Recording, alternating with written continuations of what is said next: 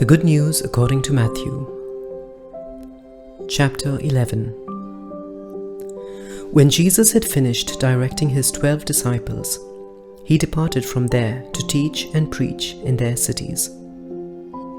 Now when John heard in the prison the works of Christ, he sent 2 of his disciples and said to him, "Are you the one who comes, or should we look for another?" Jesus answered them, "Go and tell John the things which you hear and see. The blind receive their sight, the lame walk, the lepers are cleansed, the deaf hear, the dead are raised up, and the poor have good news preached to them. Blessed is he who finds no occasion for stumbling in me." As these went their way, Jesus began to say to the multitudes concerning John, "What did you go out into the wilderness to see? A reed shaken by the wind? But what did you go out to see? A man in soft clothing? Behold, those who wear soft clothing are in kings' houses. But why did you go out? To see a prophet? Yes, I tell you, and much more than a prophet.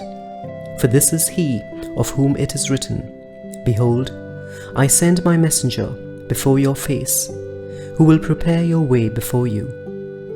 Most certainly I tell you, among those who are born of women, there has not arisen anyone greater than John the Baptizer.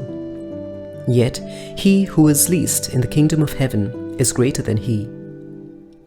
From the days of John the Baptizer until now, the kingdom of heaven suffers violence, and the violent take it by force. For all the prophets and the law prophesied until John. If you are willing to receive it, this is Elijah, who is to come. He who has ears to hear, let him hear. But to what shall I compare this generation? It is like children sitting in the marketplaces, who call to their companions and say, 'We played the flute for you, and you didn't dance. We mourned for you, and you didn't lament.' For John came neither eating nor drinking, and they say, 'He has a demon.' The Son of Man came eating and drinking, and they say, 'Behold, a gluttonous man and a drunkard, a friend of tax collectors and sinners.' But wisdom is justified by her children." Then he began to denounce the cities in which most of his mighty works had been done, because they didn't repent. "Woe to you, Chorazin! Woe to you, Bethsaida! For if the mighty works had been done in Tyre and Sidon, which were done in you, they would have repented long ago in sackcloth and ashes. But I tell you, it will be more tolerable for Tyre and Sidon on the day of judgment than for you.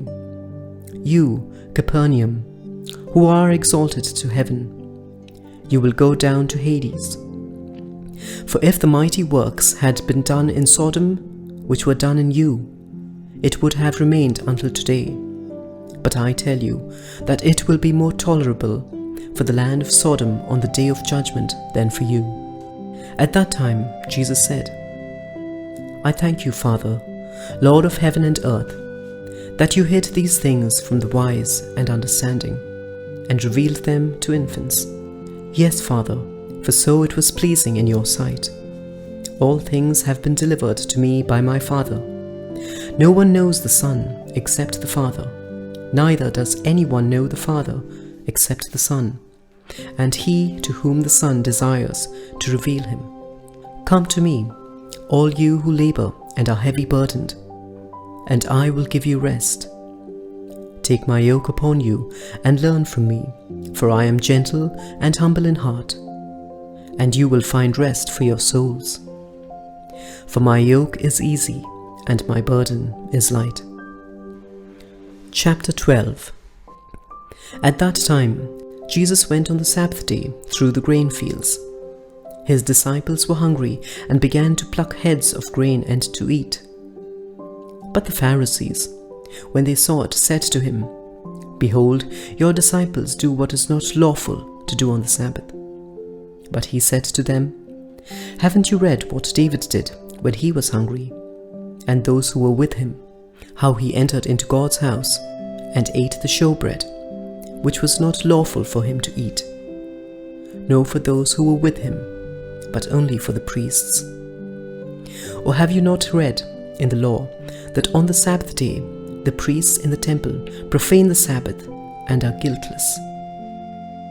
But I tell you that one greater than the temple is here.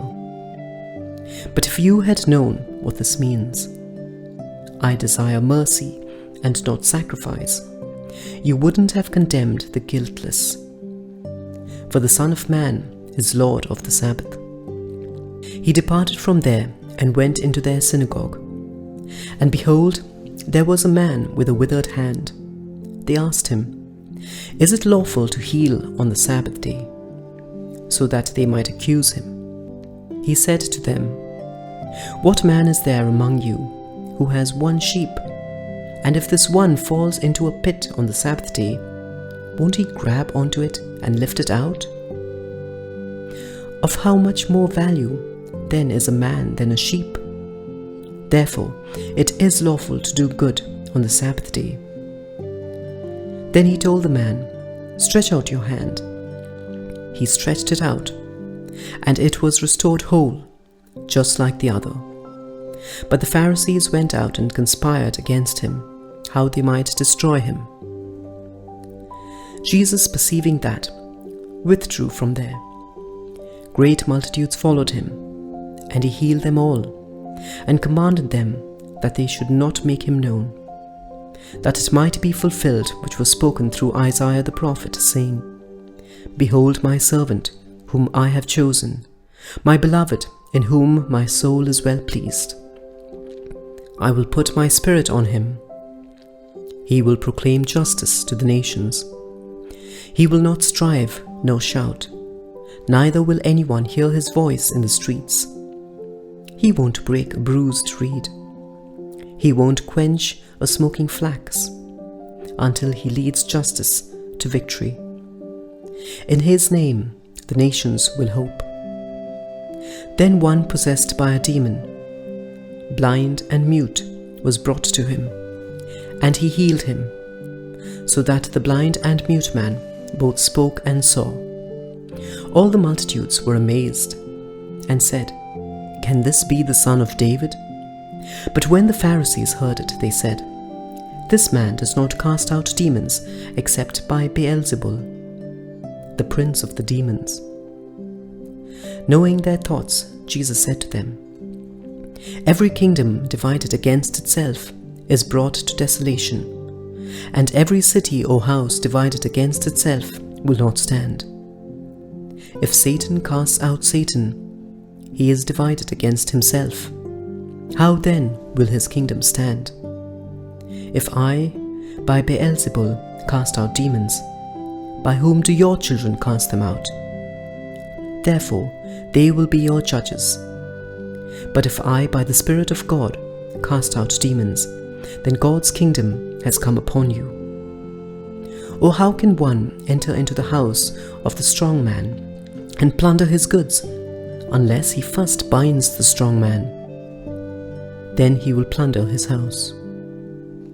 He who is not with me is against me, and he who doesn't gather with me scatters.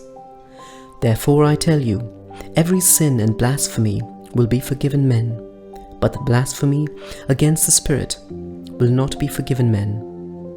Whoever speaks a word against the Son of Man, it will be forgiven him.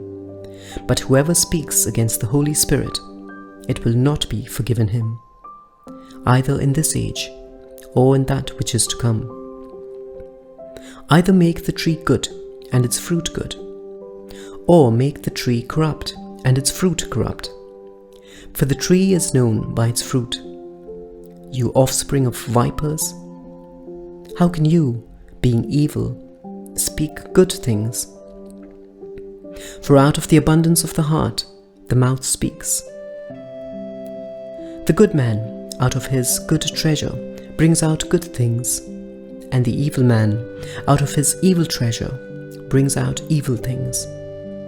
I tell you that every idle word that men speak, they will give account of it in the day of judgment. For by your words you will be justified, and by your words you will be condemned." Then certain of the scribes and Pharisees answered, "Teacher, we want to see a sign from you." But he answered them, "An evil and adulterous generation seeks after a sign, but no sign will be given to it but the sign of Jonah the prophet. For as Jonah was 3 days and 3 nights in the belly of the large fish, so will the Son of Man be 3 days and 3 nights in the heart of the earth. The men of Nineveh will stand up in the judgment with this generation and will condemn it.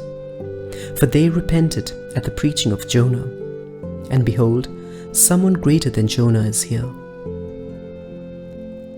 The queen of the south will rise up in the judgment with this generation and will condemn it.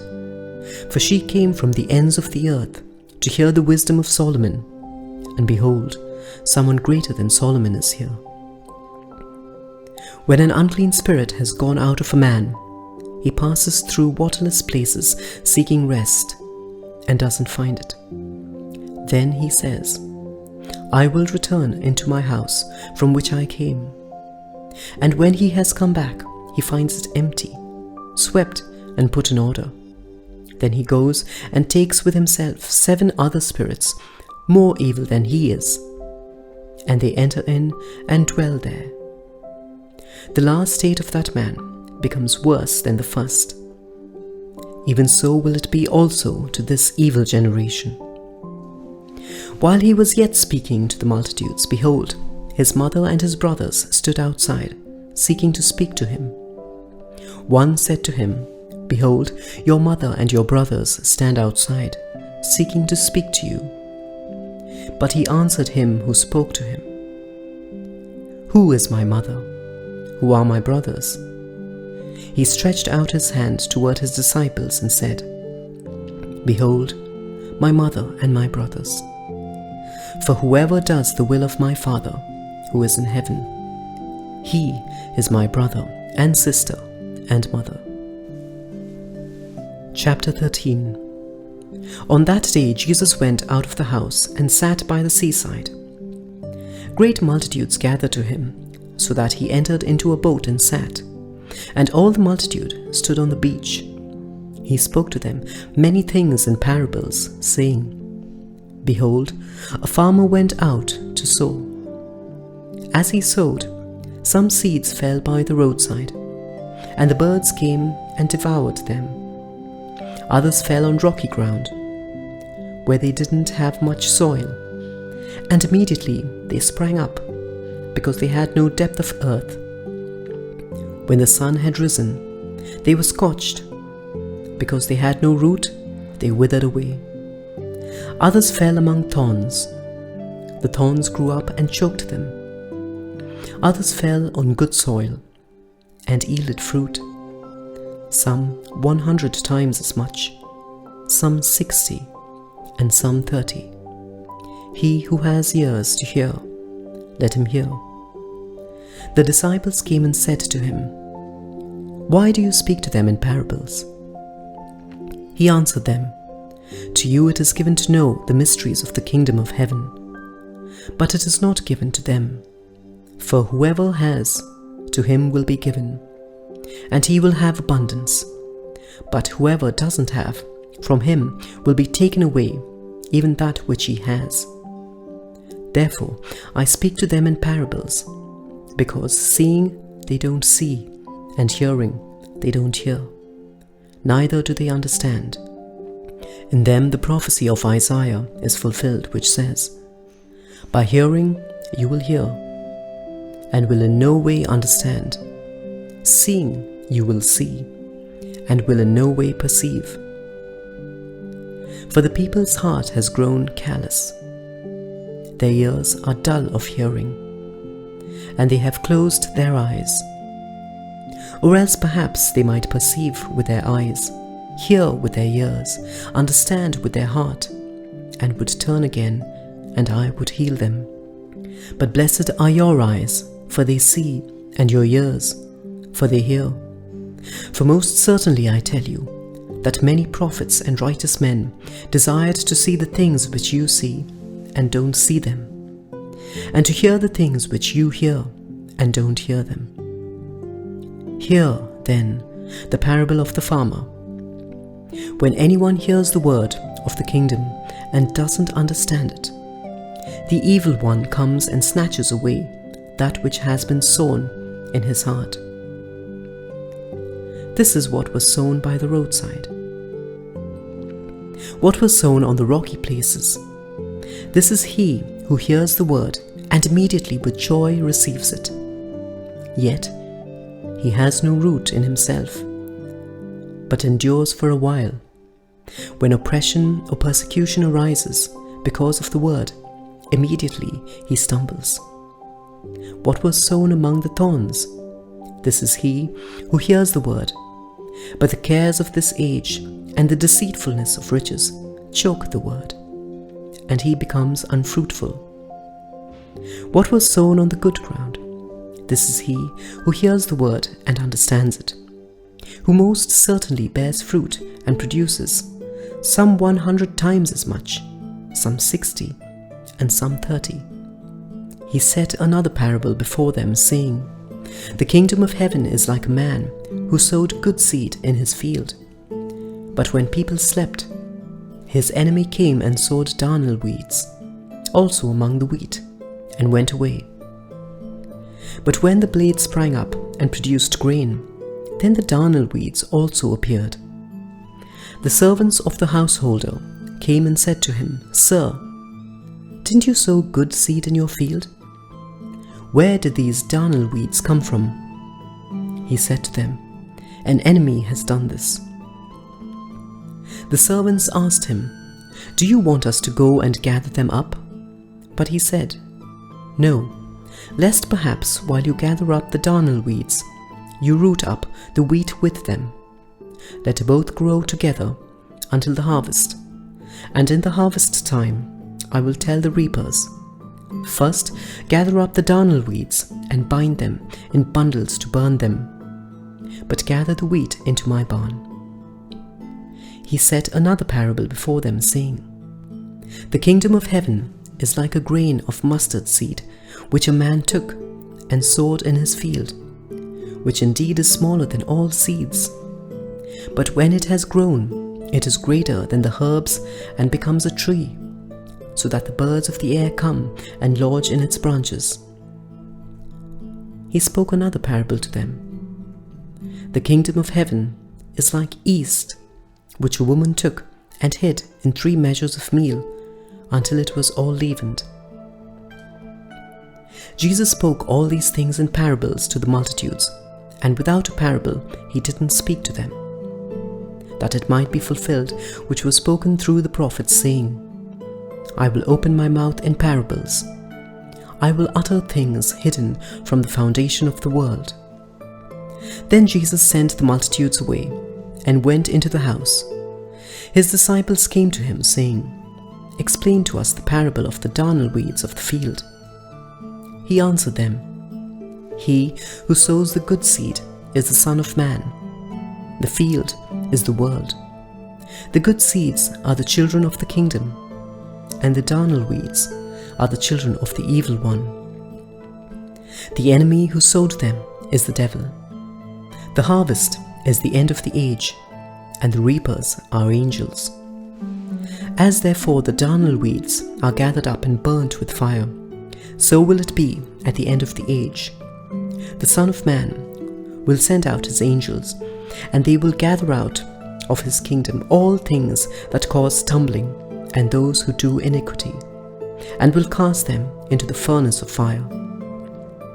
There will be weeping and gnashing of teeth. Then the righteous will shine like the sun in the kingdom of their Father. He who has ears to hear, let him hear. Again, the kingdom of heaven is like treasure hidden in the field, which a man found and hid. In his joy, he goes out and sells all that he has and buys that field. Again, the kingdom of heaven is like a man who is a merchant seeking fine pearls, who, having found one pearl of great price, he went and sold all that he had and bought it. Again, the kingdom of heaven is like a dragnet that was cast into the sea and gathered some fish of every kind, which, when it was filled, fishermen drew up on the beach. They sat down and gathered the good into containers, but the bad they threw away. So it will be in the end of the world. The angels will come and separate the wicked from among the righteous, and will cast them into the furnace of fire. There will be weeping and gnashing of teeth. Jesus said to them, "Have you understood all these things?" They answered him, "Yes, Lord."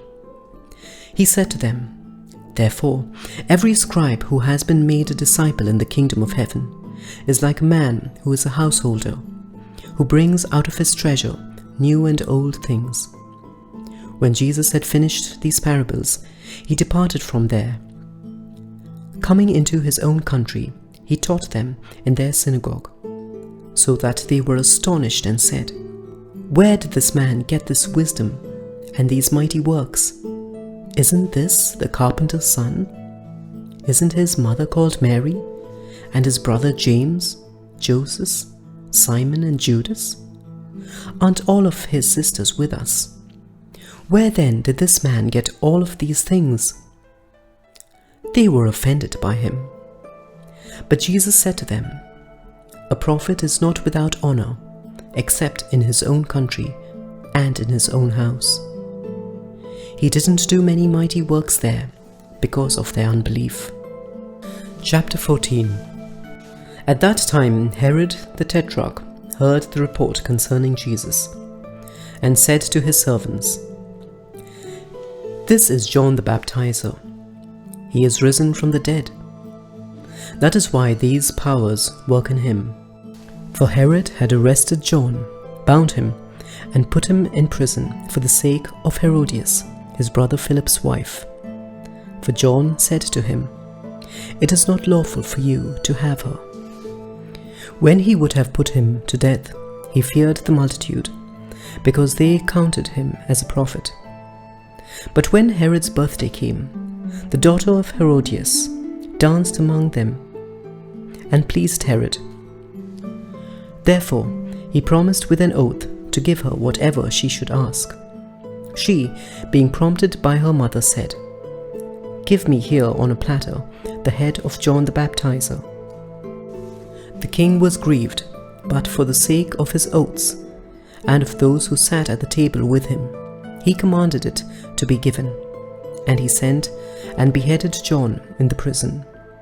His head was brought on a platter and given to the young lady, and she brought it to her mother. His disciples came, took the body, and buried it. Then they went and told Jesus. Now when Jesus heard this, he withdrew from there in a boat to a deserted place apart. When the multitudes heard it, they followed him on foot from the cities. Jesus went out, and he saw a great multitude. He had compassion on them, and healed their sick. When evening had come, his disciples came to him, saying, "This place is deserted, and the hour is already late. Send the multitudes away, that they may go into the villages and buy themselves food." But Jesus said to them, "They don't need to go away. You give them something to eat." They told him, "We only have here 5 loaves and 2 fish." He said, "Bring them here to me." He commanded the multitudes to sit down on the grass.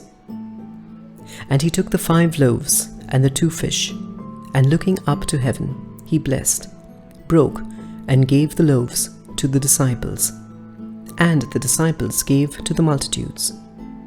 They all ate and were filled. They took up 12 baskets full of that which remained left over from the broken pieces. Those who ate were about 5,000 men, in addition to women and children.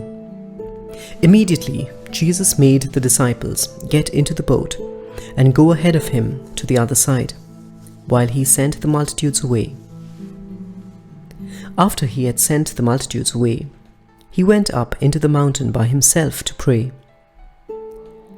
When evening had come, he was there alone. But the boat was now in the middle of the sea, distressed by the waves, for the wind was contrary. In the fourth watch of the night, Jesus came to them, walking on the sea. When the disciples saw him walking on the sea, they were troubled, saying, "It's a ghost," and they cried out for fear.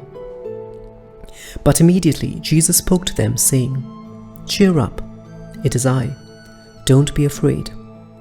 Peter answered him and said, "Lord, if it is you, command me to come to you on the waters." Jesus said, "Come." Peter stepped down from the boat and walked on the waters to come to Jesus. But when he saw that the wind was strong, he was afraid, and beginning to sink, he cried out, saying, "Lord, save me." Immediately Jesus stretched out his hand, took hold of him, and said to him, "You of little faith, why did you doubt?" When they got up into the boat, the wind ceased.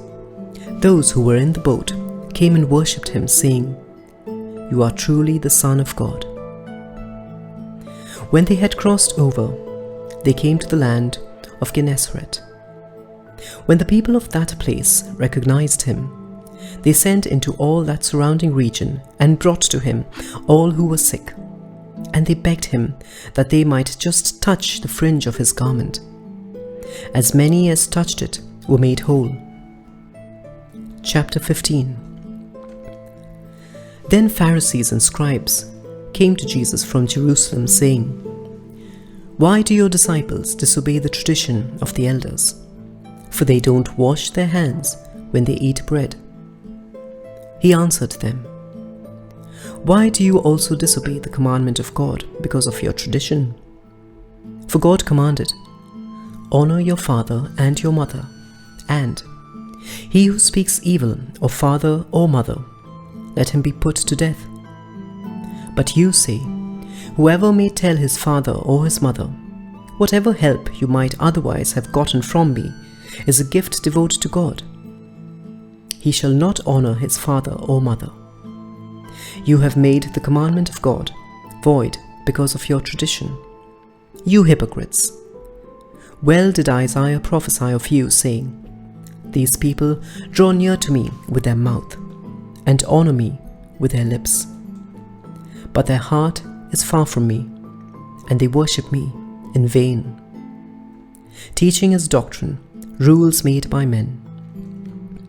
He summoned the multitude and said to them, 'Hear and understand. That which enters into the mouth doesn't defile the man, but that which proceeds out of the mouth, that defiles the man.' Then the disciples came and said to him, 'Do you know that the Pharisees were offended when they heard the saying?' But he answered, 'Every plant which my heavenly Father didn't plant will be uprooted. Leave them alone. They are blind guides of the blind. If the blind guide the blind, both will fall into a pit.' Peter answered him, 'Explain the parable to us.'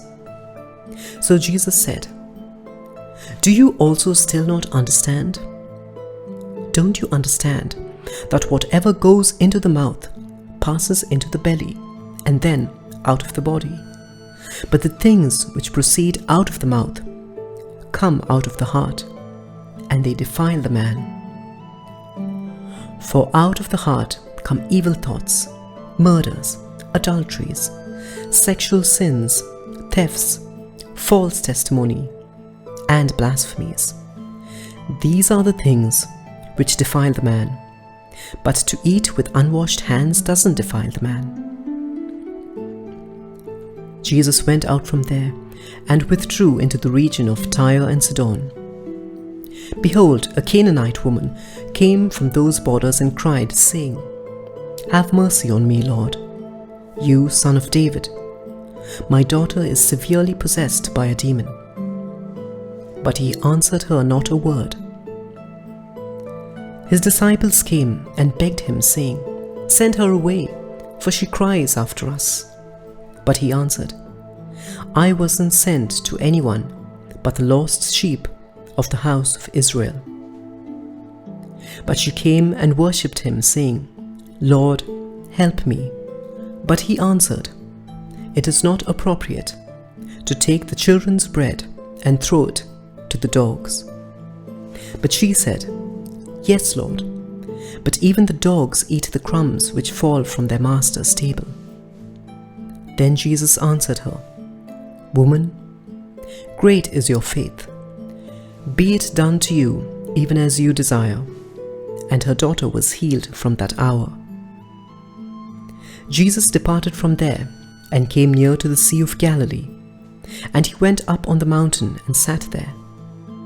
Great multitudes came to him, having with them the lame, blind, mute, maimed, and many others, and they put them down at his feet.